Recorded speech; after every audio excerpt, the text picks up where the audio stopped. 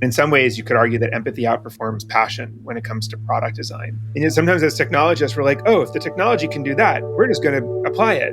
But people may not be ready for some of these things, especially with the ramp of capability right now. So I think empathy is a big part of actually driving utilization of all these new features and capabilities. We live in an era where it's easy to get overwhelmed by the pace of new technology. As designers, creatives, technologists, we have a wealth of tools at our disposal that people in our roles just a decade ago couldn't have even dreamed of.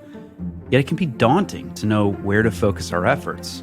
What new skills and workflows should we be learning to stay relevant? Scott Belsky, co-founder of Behance and chief strategy officer at Adobe, calls the rapid spread of generative AI tools a Cambrian Explosion, referring to an evolutionary event 500 million years ago when many new animal species appeared in a relatively short period of time. We talked to Scott about how we might navigate this explosion and why it might make sense to move toward a more boundaryless workflow. We also talked with Scott about his book, The Messy Middle, and how to manage emotional turbulence during challenging parts of our career. This is Design Better, where we explore creativity at the intersection of design and technology. I'm Aaron Walter. You can get ad-free episodes, bonus content, discounts on our workshops, and access to our monthly AMAs with big names in design and tech by becoming a Design Better premium subscriber. It's also the best way to support our work here. Visit designbetterpodcast.com/subscribe to learn more.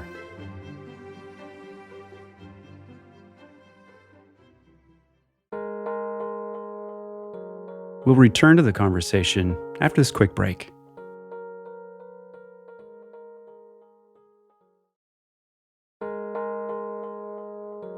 And now, back to the show.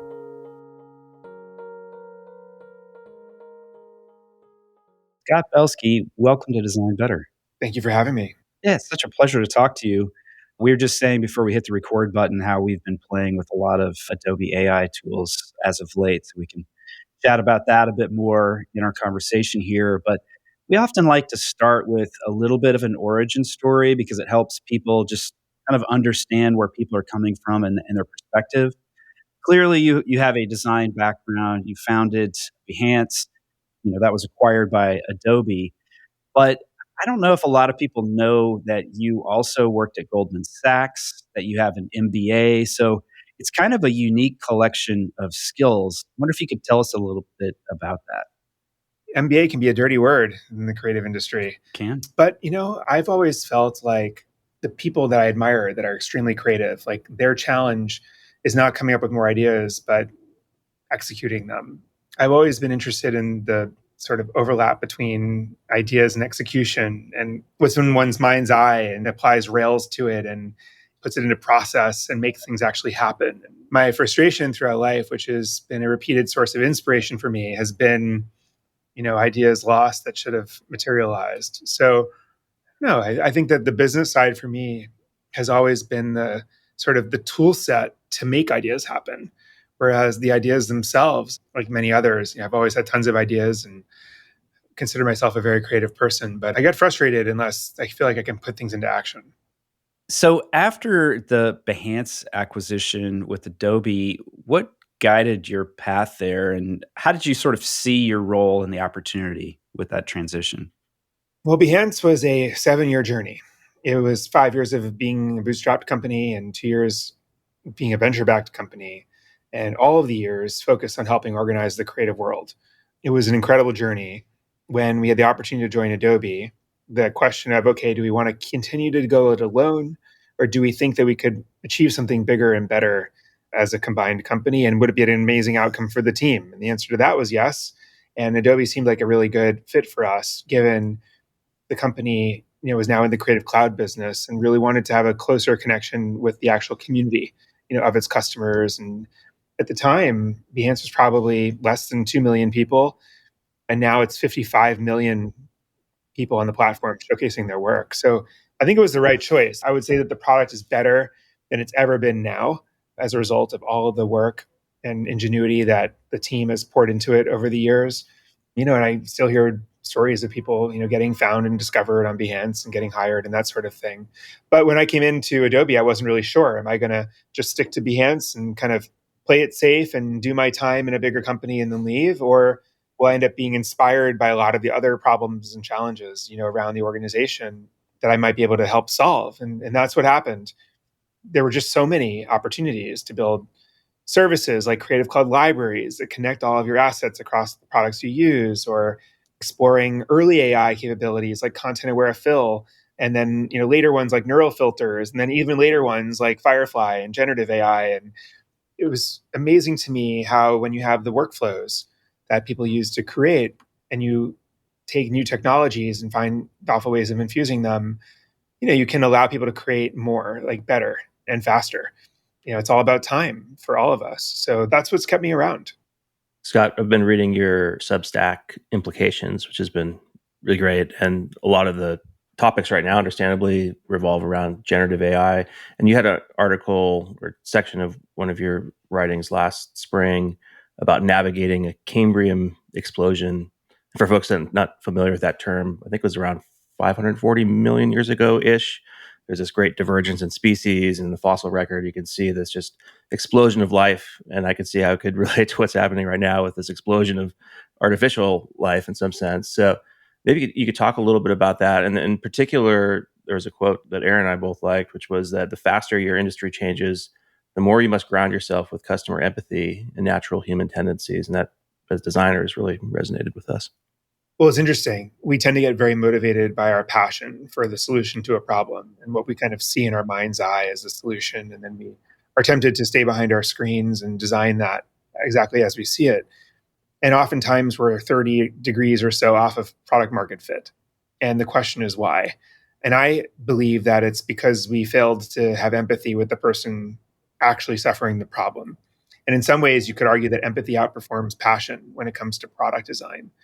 Now, what does empathy mean? It means it's not just asking the customer how they do the workflows and what they need from your product. It's more so observing them, at work and understanding what are the things that are triggering them or making them feel good or making them feel bad. Like, what's the nuance of this product as it relates to how they appear to their peers or to their friends or to their boss? I mean, these are all aspects of a product that determine whether we want to use it or not.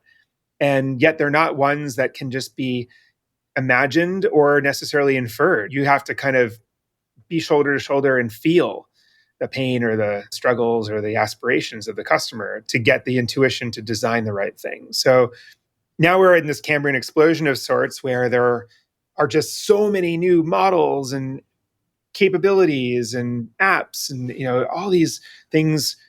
And I feel like every few weeks orientation changes about what's the best this and what's the best that. And it's hard to keep up with.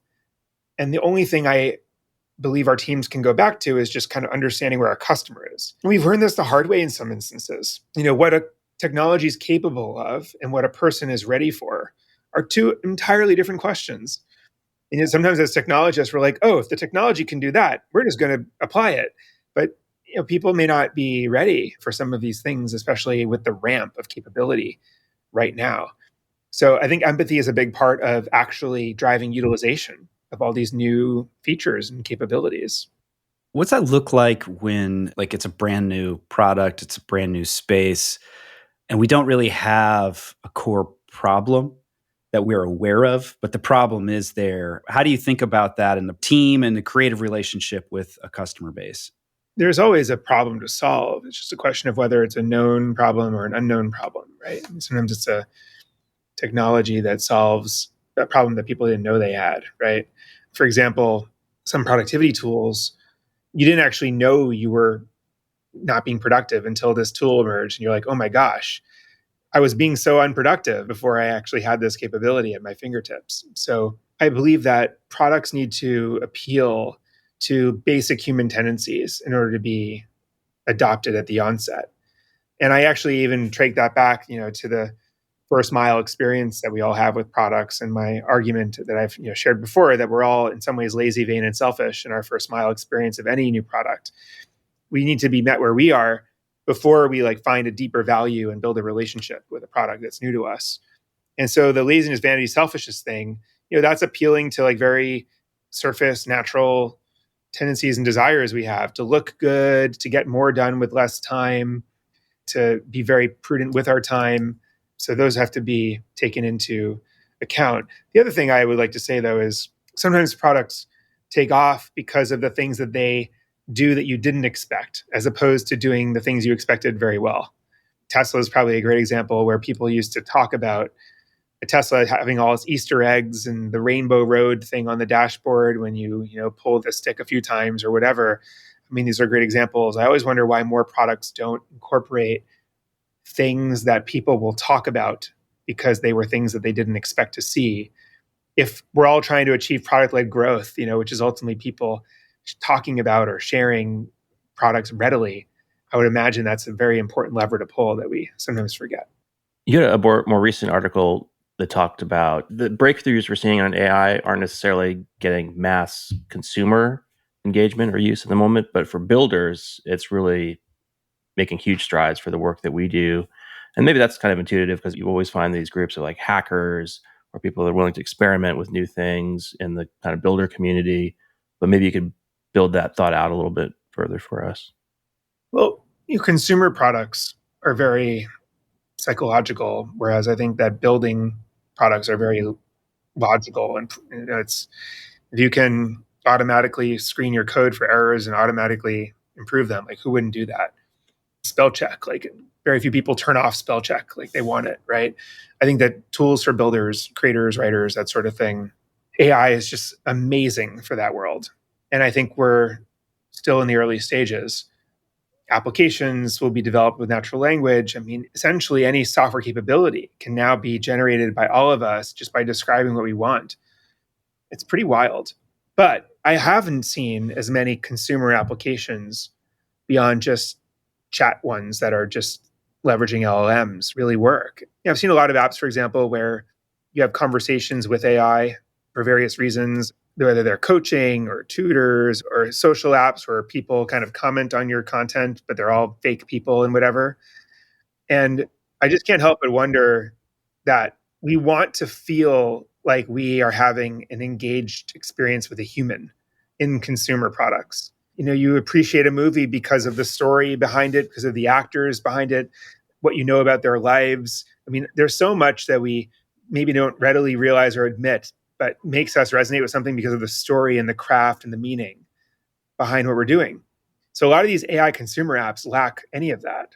They just don't have any human story or craft, scarcity, real meaning. And they're made to sort of be like novelty or AI-based engagement products. But for some reason, there's something missing, I think, for the consumers that's making them really click. And it's something I'm thinking about. It was just an observation. I haven't seen many new consumer apps emerge as much as the building, the picks and shovels. I want to rewind a little bit to your origin story. We talked about how your skills are a hybrid in a unique way. And you've written about boundaryless work where designers and developers can move between spaces, without territorialism. And it's my observation that, some of the people that I have worked with who have been the best product designers, the most effective at making really great things that people want, they are the ones who cross the boundaries very fluidly.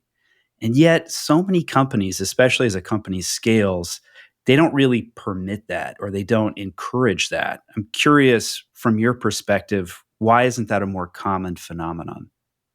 The best teams that I've ever worked with had, what I've come to call collapsed talent stacks, where you have tighter conduits in the form of an actual brain that does two critical functions, engineering and design, or design and copy, or whatever. It's just, it breaks down any of the lossiness in the process.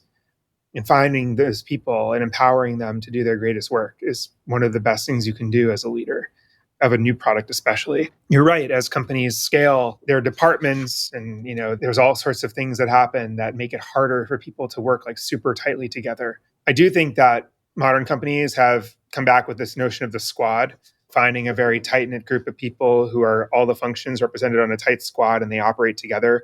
Hopefully they sit together. Hopefully they get to know each other really well, that sort of thing. There's also a cultural thing about whether companies specifically for design, are willing to be like design driven or design led or not. And what that term means to me is three things, I guess. Number one, basically the ratio of designers to PMs and engineers is healthy. Number two is that designers are always present at the table and ultimately put their stamp of approval on anything that ships at a leadership level. And then number three is that the design work, the prototype leads the process. A lot of the design work is done up front. It's not like an order to do this and then it's just handed over and built. Like design is done up front, but then it's constantly the standard for what we're trying to build. And ultimately it's the bar that the actual, product work has to clear. That's just the best practice that many companies, struggle to employ. But to your point, I mean, having these folks work together tightly, that's a hack, right? And how can you achieve that? I mean, squads is the best way I've found in big companies. Collapsing the stack as much as you can always helps in smaller businesses as well. Scott, if you're listening to this and you're earlier in your career and you're trying to prepare yourself for these roles where the disciplines are more blurred, what advice would you have for somebody like that that's a little younger? And also, if you're a manager and you want to just empower your ICs and your employees to work in this way, what are your thoughts there? I think it's hard to have a mastery in all of these skill sets that we're discussing. But to be able to speak the language of them, I think is really helpful and brings you half of the way there. An engineer that can actually design and has some basic design skills, has empathy for their colleague, but also has just natural intuition that will really serve them in their role. Being a great writer. Designers I've worked with who are also great writers, it's an amazing thing when some of the intuition around what the copy should be happens at the moment of the design of the experience, because it's part of the experience. It's part of the design. Like, why should it be done by somebody else who's out of the moment without the context of where the user is? What I would want to advise someone who's starting their career is, first of all, develop a curiosity for the different disciplines of making. Try to take some basic classes or online things that give you some sort of introductory to basic principles so you can speak the language of whether it be coding, how a stack is sort of architected for a technology product if you're going into that world, developing some good writing skills, becoming interested in that space. I just think that these are really helpful, practical skills that allow you to get those benefits that we're talking about. We'll return to the conversation after this quick break.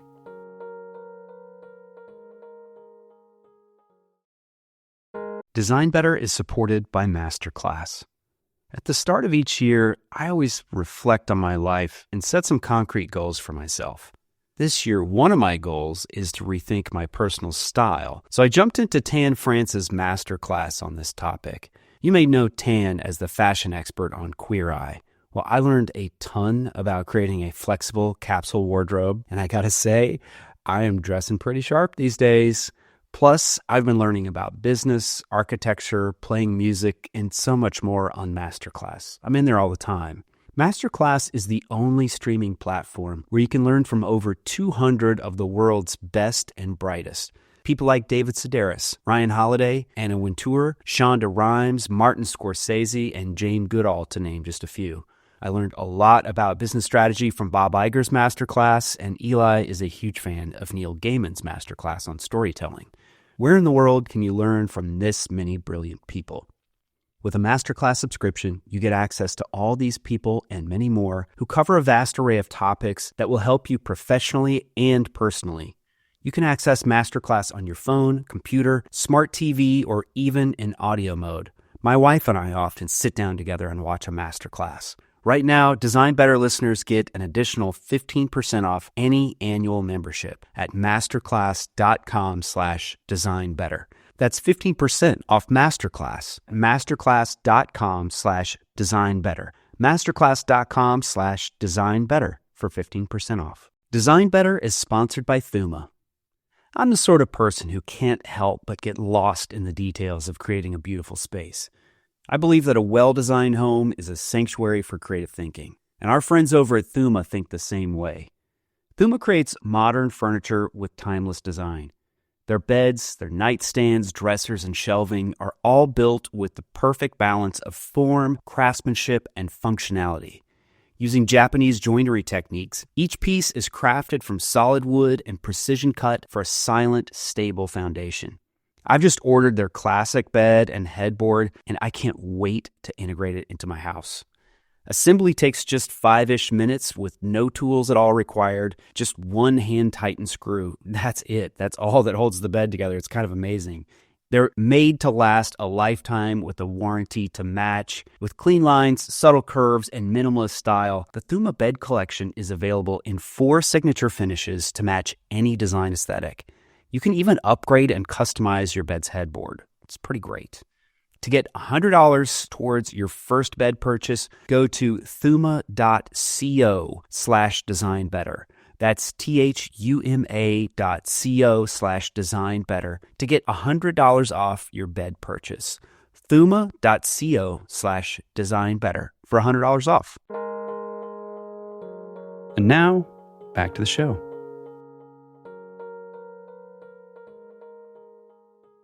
Let's talk about some of your writing. Your most recent book is called Making Ideas Happen.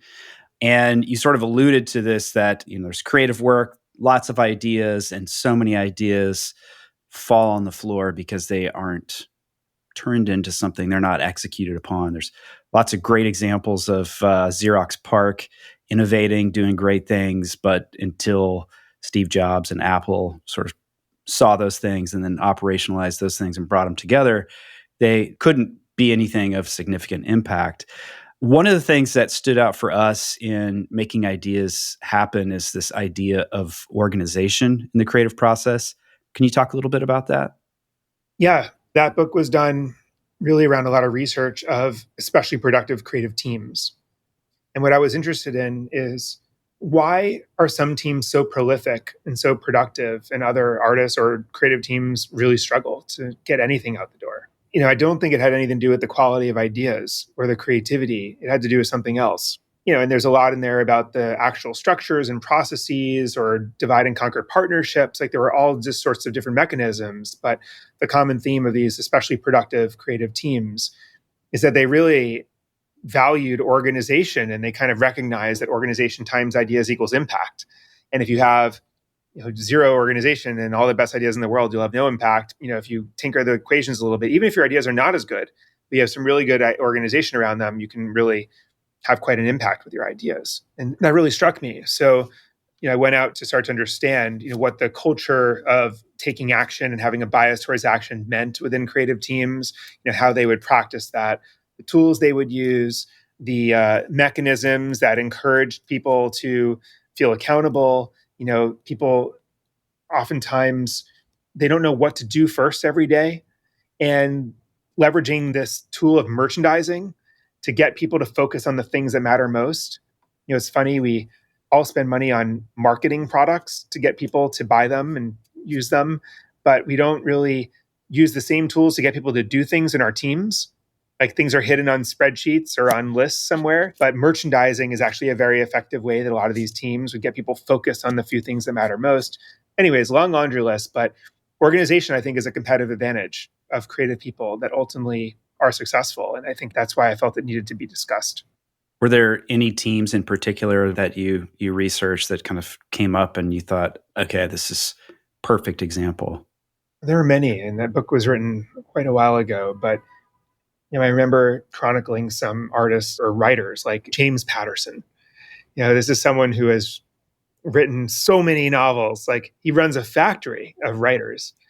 Maybe an example of someone who's maybe compromised a little bit on the genuine new idea front, but has over-indexed on an organization and yields a tremendous impact and outcome. If you're a literary critic, you might have opinions of the work, but nevertheless, like, prolific without dispute.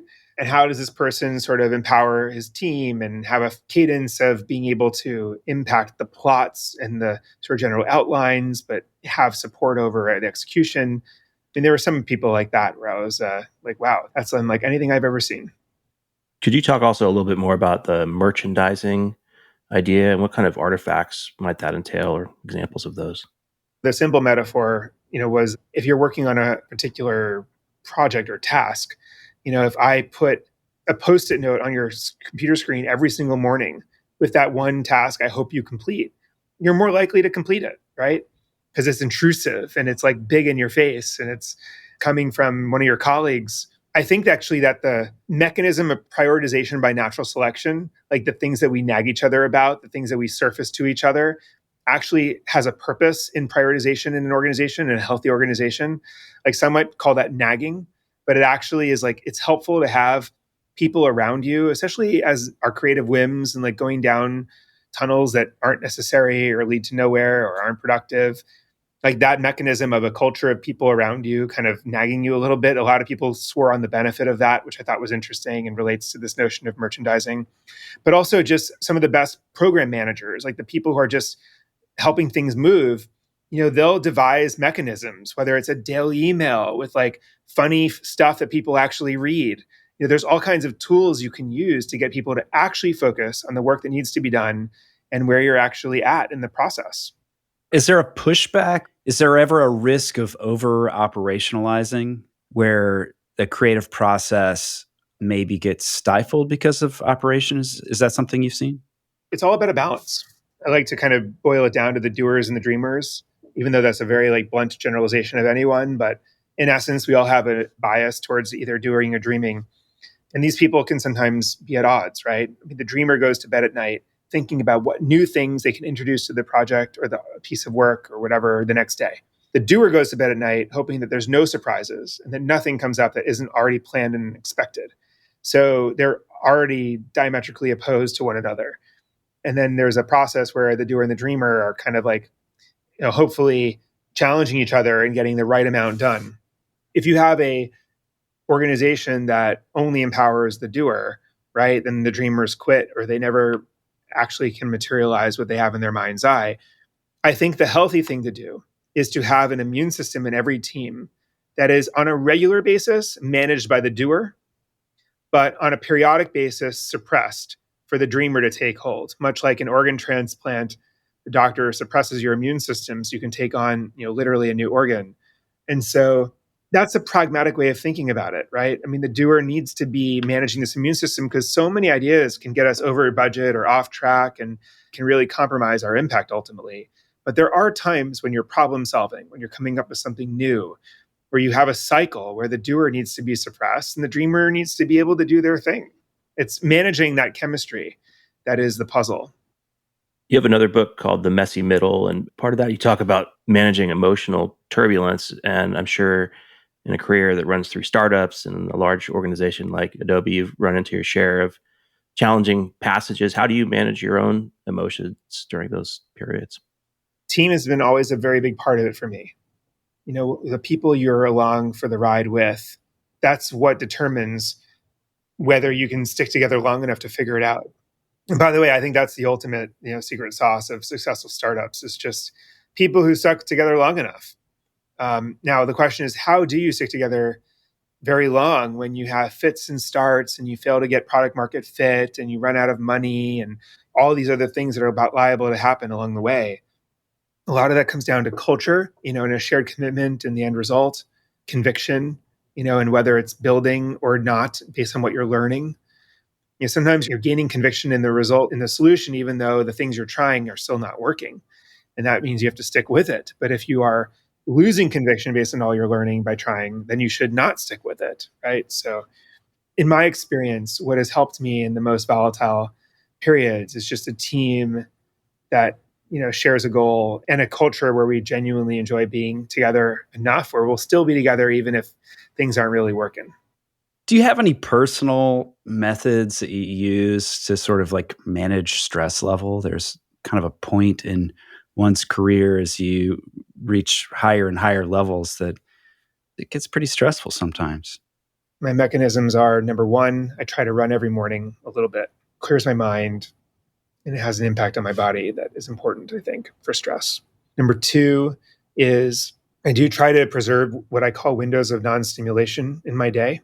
I'll hold a little block and I'm not allowed to look at my email. I'm not allowed to look at any of the inboxes coming into my life from around me. I am only allowed to focus on a list of things that I feel are important over the long term. And it's during that period of time also where I will sometimes read. I will read a report. I will read a PDF I had held for a while. I'll read a book that I'm reading. It's a really interesting way to break the cadence of an otherwise like overwhelming inputs type of day. But we have to be very proactive in holding those windows of non-stimulation, and sometimes they get taken away from me. But that's what I do. Scott, do you also block out time where if you have the creative work that you need to do for this is something that I think Aaron and I do on our own calendars is find times where we just block out any kind of meetings or other extraneous stuff so you have that focus time to work on deeper creative projects. Yeah, I mean, one of my creative projects these days is this implications newsletter where I give myself this exercise of synthesizing a lot of the things that made me think the most in meetings I was in or in things I was reading, and just write a once a month, like a newsletter that sort of brings some of these things together. The exercise forces me to actually apply language to it and connect dots. It's just like a very healthy thing. I never have the time for it, right? So to your point, it's always about blocking out a couple hours at one point to just synthesize. But it's amazing to me how often we just let our to-do list dictate in our inbox, like dictate our attention. We're totally giving up our energy to the whims of others as opposed to controlling it. Now, I'm getting more and more serious about that as I get busier and older. And I think it's something that I would like to tell my younger self to take seriously more soon. So you talked earlier about merchandising, that there's certain things you want to keep visible for teams. And in the messy middle, you talk a bit about vision and how we create that vision. How do you think about, when you've got a vision for a product, keeping that front and center for the team? Because in debates and conversations day to day, it's super easy to sort of creep off half a degree to the left, and before you know it, you're not going in the same direction that you intended. I always encourage the teams that I work with to have a slide in the beginning of every review deck that is called the Zen slide. And the Zen slide states the Zen of this product. Like, what is it intended to really do? Not like a marketing description, but really like, what is the Zen of this product? It's important in front of every presentation, because then you kind of jump into some part and you're reviewing some feature set or some aspect and you're starting to make decisions without remembering, what is the Zen of this product? Is this to help people win clients? Is this to help people tell their story? Is this to help people brainstorm and come up with a better idea that they want to execute in another product? Those sorts of stakes in the ground I find pretty useful.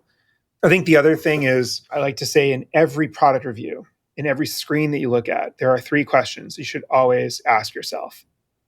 How did I get here? What do I do now? And what do I do next?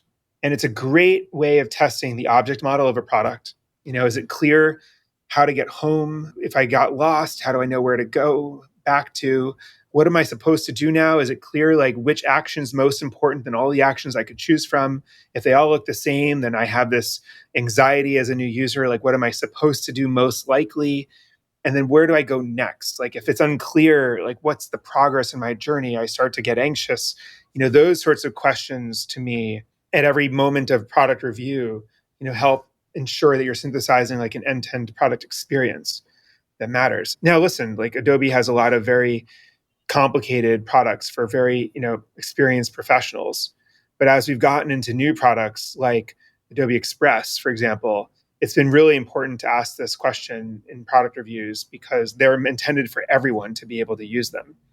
If you're a designer who wants to be able to animate something, you don't want to learn some very complicated animation program, you should be able to come to Adobe Express and just do it, right? That's, I think, any sort of consumer-oriented product especially, but even other products for bigger companies, enterprises, and that you need to be asking that question to build a great product. There's another point in the book, The Messy Middle, where you talk about embracing pain. I'm a surfer, as you probably may tell from the surfboard in my background and the hat I'm wearing. And just recently, our seasonal swell came in, and we had some really good surf. And the first day out, I railed the board to my ribs, and I don't think I broke anything, but it's been really painful. But I've just found dealing with it and getting out there, and I just feel so good afterwards. It makes it worth it. And I'm just wondering for you, are there lessons that you take maybe from your running, which at least for me can be painful sometimes, that help you accommodate that pain that you might face if you're trying to launch a new product or do a startup? Yeah. I mean, I identify with that a lot. When I feel like I'm doing a really hard thing, I simultaneously feel like I'm doing something special. And in building products, whenever we hit a wall, there's a side of me that's like, oh, I'm happy that we hit this wall, because if we overcome it, that's many more people who won't be able to. Like that differentiates this product in market. So you want hard stuff because it means that whatever you're building will have some lasting to it, some power to it. Similarly, just personally, running is an area where I like to push myself. And in some ways, by pushing through my own like mental barriers, oftentimes pain is involved. In some ways, I'm like building a muscle that I can leverage in other parts of my life. So I'm sure you identify with this, like, whatever you overcome and teach yourself you can do in surfing, it's like a transferable muscle that you can bring to other parts of your life that you're daunted by. In your role at Adobe, there's sort of a contradiction. I'm curious how you think about it. There's focusing on strategy, defining strategy for the company and many teams. But then there's also emerging products and looking to the future. So there's a now focus and a later focus. I think probably many people could put their head into what a now mentality looks like. It looks like OKRs and communication and meetings and decks and so forth.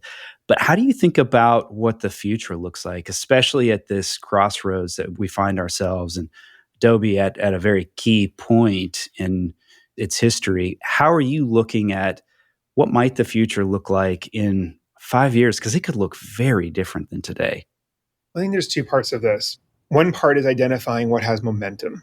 One humbling thing I've learned as a product builder that always wants to build something new that reaches escape velocity is that momentum is its own kind of product. Like momentum has its own advantage, right? And it sounds obvious, I guess, of course, right? It's moving, but it's hard to compete with momentum. There actually are so many products that are probably not so great that have momentum and they just win anyways because they had momentum. So part of strategy is understanding what has momentum in what user preferences have momentum. Like people are using YouTube now, and that's growing so fast that YouTube's going to be increasingly important. It doesn't matter if there's a better site or option around. YouTube's just going to be more important. So as a strategist, you have to really understand and have a really great appreciation for the present and what has momentum now and what's real and what's working now.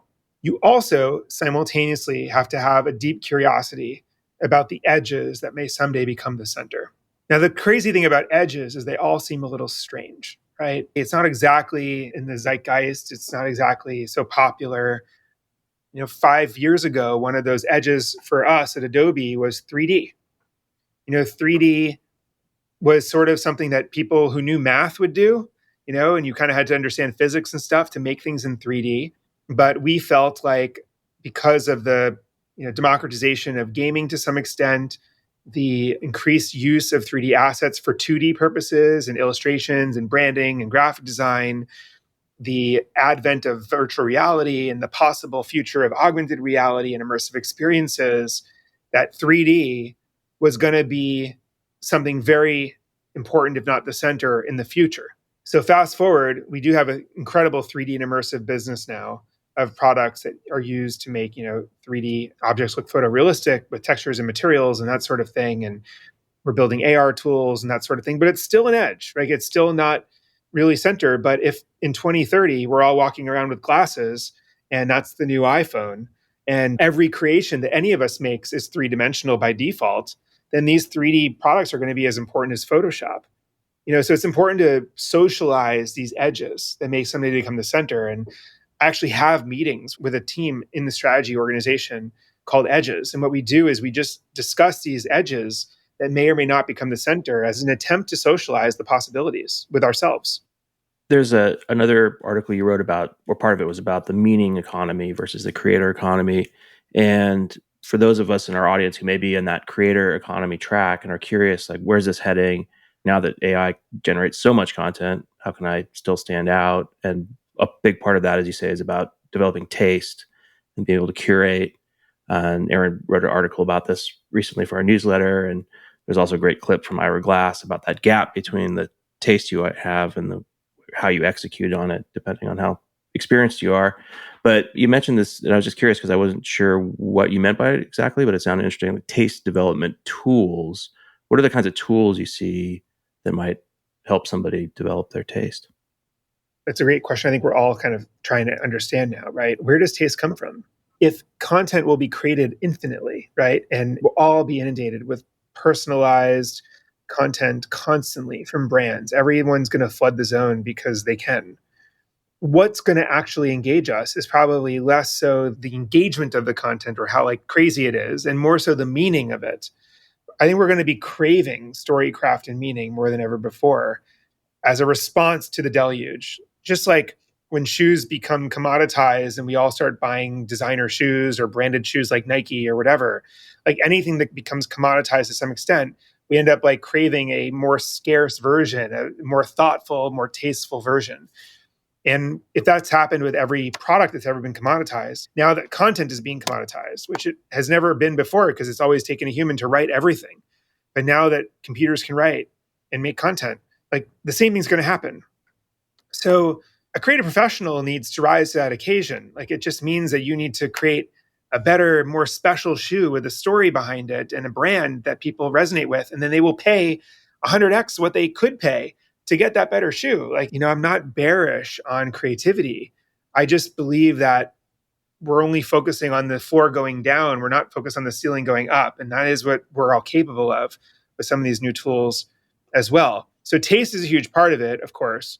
Whenever I talk to great photographers, sometimes they'll admit to me that their secret is just taking a lot of photos and picking the right one.